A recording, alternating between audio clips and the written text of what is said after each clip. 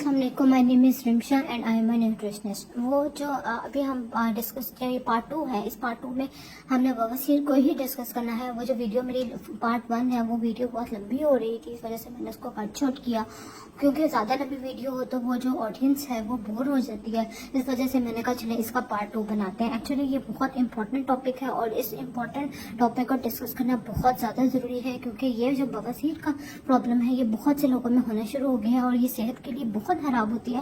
तो ये एक ऐसा टॉपिक है जिसको जल्दी खत्म नहीं मैं बता सकती थी। एक लंबा टॉपिक है और मेरी कोशिश होती है कि मैं इतना अच्छा समझा दूं अपनी ऑडियंस को कि उनको अच्छी तरह बात समझ में आ जाए, ताकि उनको मेरी जो वीडियो है, मेरी ऑडियो सुनने का कोई फ़ायदा हो, कोई ना कोई फ़ायदा वो लेके जाए। अब हम बवासीर को डिस्कस करने लगे हैं, तो ये नहीं कि बस मैंने थोड़ा सा बताया और ख़त्म कर दिया। मैं चाहती हूँ कि इसकी प्रॉपर इन्फॉर्मेशन लोगों को होनी चाहिए, ताकि इसका जो है वो लोगों में इसकी जो है जो बढ़ती हुई मिकदार है, बढ़ता हुआ रेशो है कि लोगों में ये बवासीर बहुत हो गया, ये ख़त्म हो और लोग इस अजाब ही मैं कहूँगी, इस मुश्किल से अपनी जान को छुड़ाएं, क्योंकि बवासीर सेहत के लिए बहुत खराब होती है। चलिए आ जाते हैं।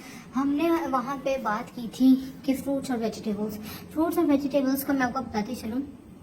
देखिए, हमारे जिस्म में जो बवासीर होती है, मैं पहले भी बता चुकी हूँ, फिर बता रही हूँ, वो दो तरह की होती है।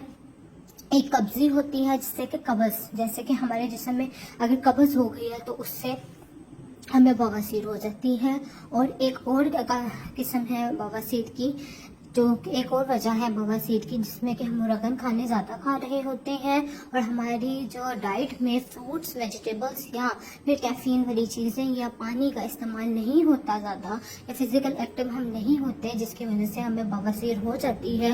और बवासीर में क्या होता है, बवासीर में आपको ब्लीडिंग होती है, आपकी जो बहाने वाली जगह है वो बहुत ज़्यादा सूज जाती है और वहाँ बहुत दर्द होती है। ठीक है, इसका इलाज क्या है मैं आपको ये बता रही थी। पार्ट 1 हमारा यहाँ ख़त्म हुआ था। कैफीन वाली जो चीज़ें होती हैं, उनमें जो है वो क्या करती हैं, आपके जो अंदर का सिस्टम होता है उसको फास्ट कर देती हैं। आपका बहाना अगर 2 दिन में आता है, इसका मतलब है आपको कब्ज़ है, तो अगर आप कैफीन वाली चीज़ें लेंगे, उससे आपका जो अंदर का सिस्टम है वो फास्ट हो जाएगा और इससे आपको जो बहाना है वो 2 के बजाय जल्दी आ जाया करेगा। इससे आपकी बवासीर खत्म होगी। और अगर आपको कब्ज़ी बवासीर है, इससे क्या होगा, अगर कैफीन लेने से आपका अंदर का सिस्टम जो है वो फास्ट होगा और आपकी कब्ज़ खत्म होगी। और अगर आपको कब्ज़ी बवासीर है तो कब्ज़ी बवासीर से आपकी जान छूट जाएगी। कैफीन किन चीज़ों में होती है? कैफीन होती है चाय में, कॉफ़ी में, और कैफीन कोल्ड ड्रिंक्स में भी होती है। या आप एक्सपेरिमेंट करके देखें, कभी आप कोल्ड ड्रिंक पिए तो उसमें कैफीन होती है, और कैफीन जो है वो अंदर का जो सिस्टम है उसको वो फास्ट कर देती है। कैफीन जो है वो अंदर के सिस्टम को फास्ट करती है। अब आगे, कैफीन किन चीज़ों में होती है? कैफीन कोल्ड ड्रिंक्स में होती है, कैफीन जो है वो चाय में होती है, कैफीन जो है वो कॉफ़ी में होती है। लेकिन इसका इतना भी इस्तेमाल नहीं करना कि ये आपको नुकसान दे। अगर आपको कब्ज़ रहती है तो आप ये 3 चीज़ें कैफीन वाली इस्तेमाल कर सकते हैं अपनी कब्ज़ को दूर करने के लिए। दूसरी चीज़ जिससे कि कब्ज़ भी दूर होगी, जिससे कि आपकी बवासीर किसी भी तरह की है, उससे भी आपको फ़ायदा मिलेगा और उससे आपकी जान भी छूटेगी, वो है फाइबर। फाइबर आपने अपनी डाइट में ज़रूर लेना है, और फाइबर आपने जो है वो वाला फाइबर लेना है जो कि आपकी सेहत के लिए अच्छा हो, और वो मिलता है फ्रूट्स और वेजिटेबल्स से।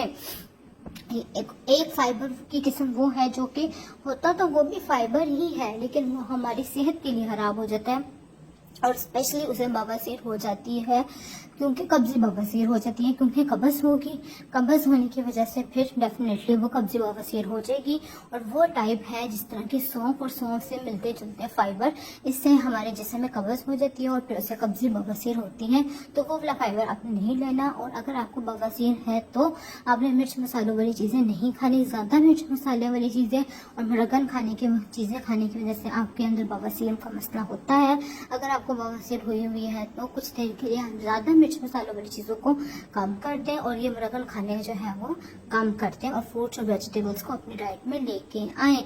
ये आपने जो है ये जो है जहर है एक तरह से, मुरगन खाने और मिर्च मसाले वाली चीज़ें ज़्यादा बवासीर के लिए जहर है। तो आपने इन चीज़ों को कम से कम करना है, बवासीर को अगर आपने ख़त्म करना है तो।